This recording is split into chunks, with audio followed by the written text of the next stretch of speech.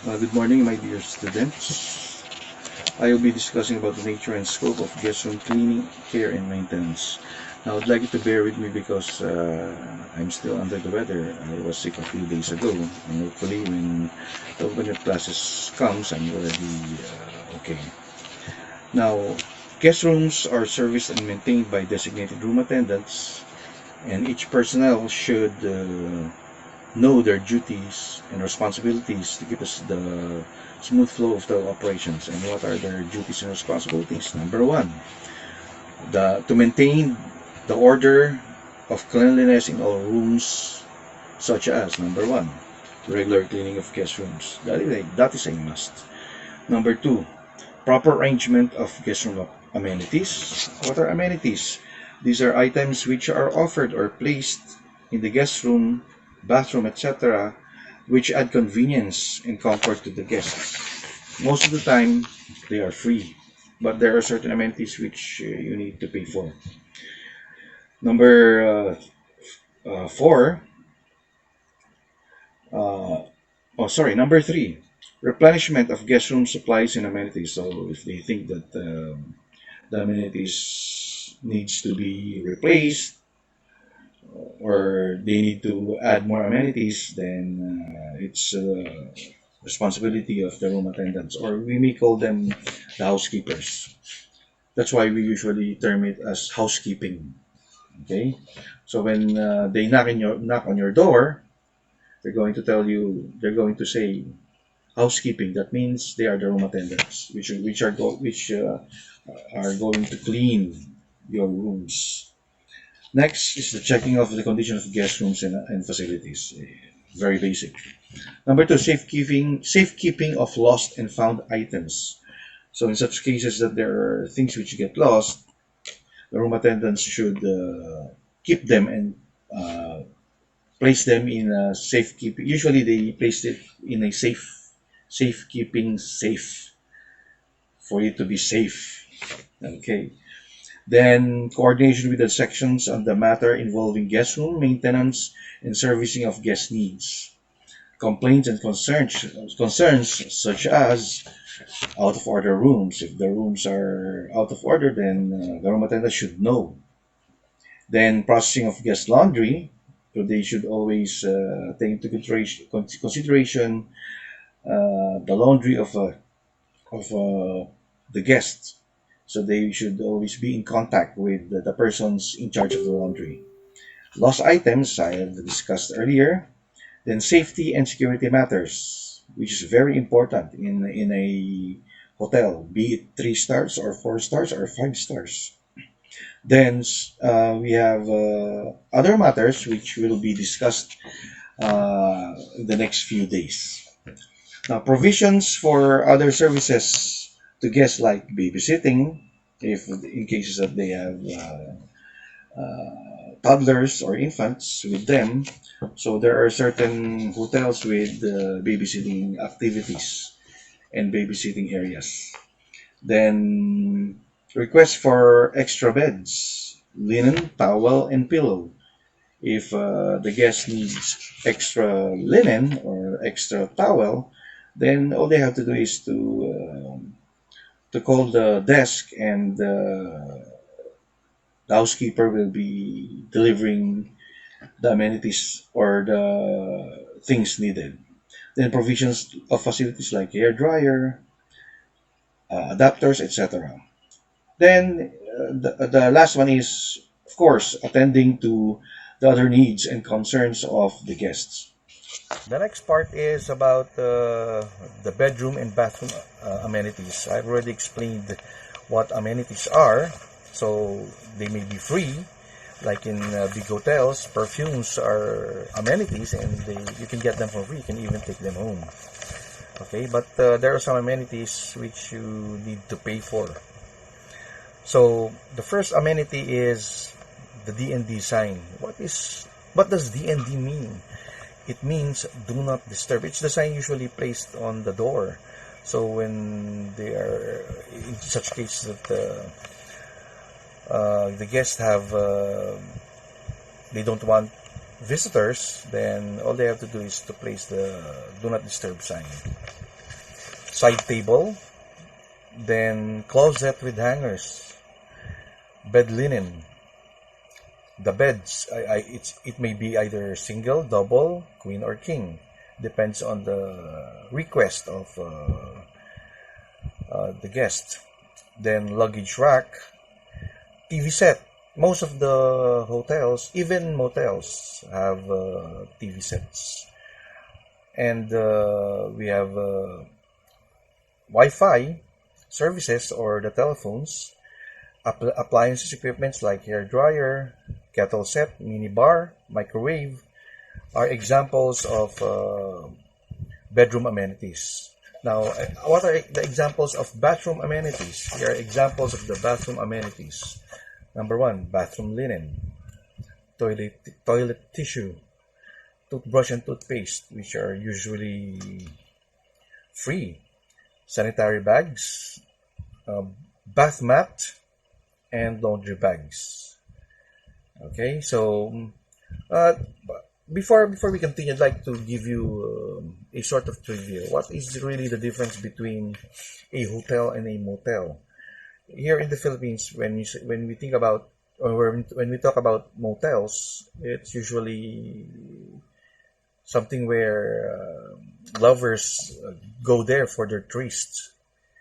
Okay, but actually, in the United States, motels it's a short for motorist hotel. When we do know that there are many states in the United States, of course.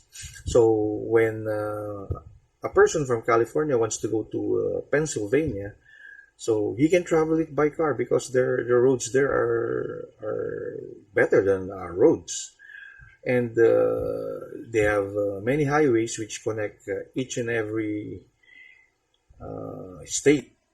So in such cases that it's already nighttime and they need to rest, so they have to go to and check in at a motorist hotel.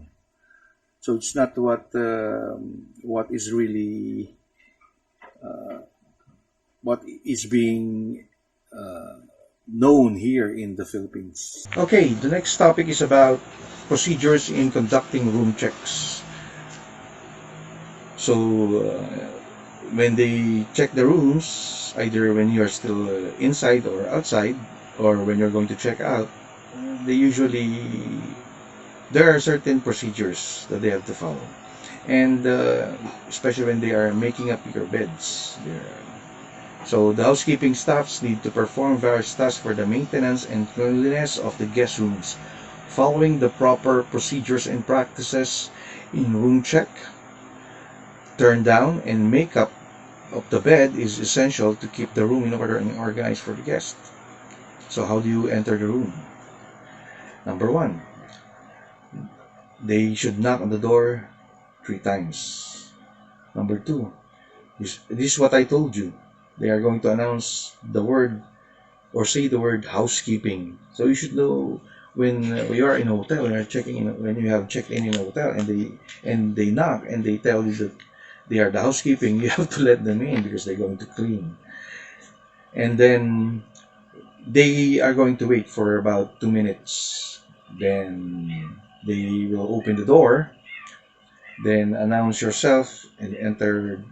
They will announce themselves and enter the room. Okay, but when the room is still locked, they can't enter. So you can tell them that they can just come back if you're really busy. Next is turning down the bed. First is entering the room. Then the next one is emptying the dustbin. Then the ashtrays. Then removing the bed cover, folding it and placing it in the luggage rack drawer. Then removing the pillow from the luggage rack and put it on the head of the bed.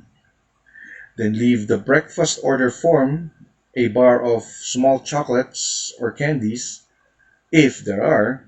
Hotels usually have this, 3 to 5 star hotels, but motels I doubt. Client's pajamas and TV remote on the bed. Then place the client's things in order carefully. Close the curtains and turn off the lights, except for the bedside lamp. and recheck the room before leaving. Usually, when I have seminars and we usually check in the 4 stars and 5-star hotels, this is what we usually see. So when you enter, there's no light. The light only is in the bedside lamp. Usually, you're the person, or you need to open the light. Sorry, you need to open the lights yourself, so you can check them before anything else. Then handling guest requests. Number one, listen to the guest to get his or her concerns. Number two, ask questions to clarify guest concerns or requests. This is self-explanatory. Number three, explain what you can do or offer. So you can tell them what are your responsibilities, and then use positive words like I'm glad to serve you, sir, man, happy to serve, like that. And then take personal responsibility to do it. In case it is outside your work, pass the details to the relevant person for them to take action. Give all the details, including the room number, name of the guest, and his concerns, and stress any. You have to stress the agreed time. Let's say the guest tells you that we need to that uh, there is a clog in the drainage, and you need to repair it for about 30 minutes. Then you have to tell it to the person in charge that there is a clogged drainage which the guest needs to be cleaned, to be repaired in 30 minutes. So that ends my topic for today, and hopefully we're going to have fruitful discussions later on, and have a good day, and be safe. In every end of the lesson, there are activities that you are going to answer or to perform. In this lesson, we have two activities. And here is the number one activity. Activity 1.1. List down the roles and responsibilities of its housekeeping personnel. Number 1, executive housekeeper. Number 2, assistant housekeeper. Number 3, floor supervisor. Number 4, guest room attendants. And number 5, the public area supervisor. In the activity 1.2, make a creative video presentation about the following. You will be graded according to the rubric below. Letter A, entering the guest room. And letter B, handling guest requests. And here is the rubric. Excellent, 5 points. Good, 4 points. Satisfactory, 3 points. Needs improvement, 1 to 2 points. We have the content, the creativity, and the clarity. Now we are in the remember. These are the different things that you should remember in our lesson for today. Okay, we have number 1. Hotel rules are management policies and agreements between the guest and the hotel. These agreements are started on the guest registration card signed upon check-in. Room status is up to date or actual. Condition of the hotel's guest room. A good housekeeper must possess skills, interpersonal and intrapersonal, that allow him or her to be effective at their job. A hotel's housekeeping department provides a clean and comfortable stay for the guests. They ensure that the hotel maintains the necessary standards. Amenities are services or items that are offered or placed in the guest room, bathroom, and others, which add convenience and comfort to the guest. So these are the important things that you should remember. Next is checking your understanding. We have the identification, letter A. We have two types of tests, the identification and the matching type. Direction, identify the word or group of words described by its statement. Write your answer in a separate sheet of paper. Number one, question. It refers to the management policy and agreements between the guest and hotel. Number two, it is the ability to communicate through words with a correct tone and manner. Number four, these are skills also known as soft skills. Number four, it is the up-to-date or the actual condition of the hotel's individual guest room. Number five, these are services or items that are offered or placed in the guest room, bathroom, and others, which add convenience and comfort to the guest. Okay, so this is letter A, and now we are now in letter B, the matching type. Match the housekeeping personnel in column A to their correct job description in column B. Letter A, we have executive housekeeper. Number 2, assistant housekeeper. 3, floor supervisor. 4, guest room attendants. And number 5, the area supervisor. Now that we're done with the discussion and activities onto our SLMs, now let us do the post test and to check if you have the a clear understanding of our lesson for this week. Okay, so for this post test, you may answer to your SLMs or self-learning modules or get a separate sheet of paper in order for you to answer our post test. And then afterwards, take a picture of it and send it to your teacher in order for us to check if we have a better understanding of our lesson for this morning. Number 1. The following are job descriptions of guest room attendant except A. Report of floor supervisor, B. Cleaning and tidying of rooms, C. Make guest rooms beds, or letter D. Monitoring inventory. Number 2. The guest requested not to be disturbed. What room sign can be used to inform about this request? A. D&D, B. Vacant dirty, C. Stay over, or letter D. Cleaning in progress.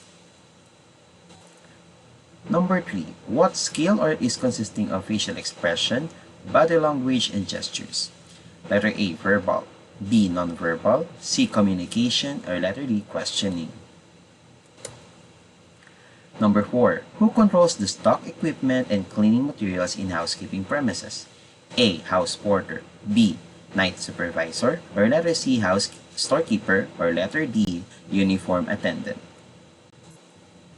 Number 5.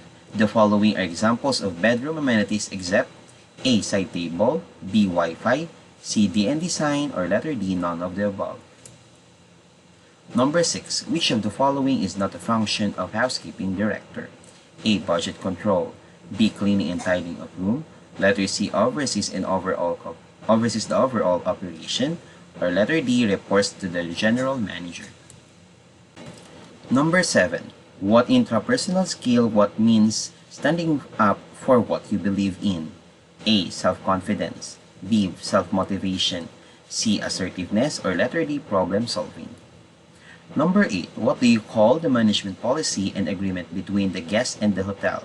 A. Hotel guide, B. Housekeeping, C. Hotel rules, or D. Codes. Number 9. Which is not a task of guest room attendant? A. Inspect the guest room, B. Cleaning rooms, C. Replenish the trolley with guest supplies, or letter D. Report to floor supervisor. And lastly, number 10. Which procedure is incorrect in handling guest requests? A. Use positive words, B. Pass the request immediately, Letter C, ask questions for clarification, and letter D, explain what you can offer. Now that we're done with our post-test, you may now take a picture of your SLMs or your answer sheet and send it to your teacher to evaluate if you do have a clear understanding of our lesson for this morning. Okay? We are here now in reflection. Instruction, answer the following question in a separate sheet of paper. What do you think or the interpersonal and intrapersonal skills you already acquired? How necessary are these skills as personnel not just in housekeeping but all other industries? Number 2, what is the importance of knowing your role, duties, and responsibilities in an organization? How do you relate it to your home? And lastly, how will you use your learning in this module to daily activities as a member of the family, especially when it comes to housekeeping procedure, cleaning, and maintenance? So that's all for today. Thank you.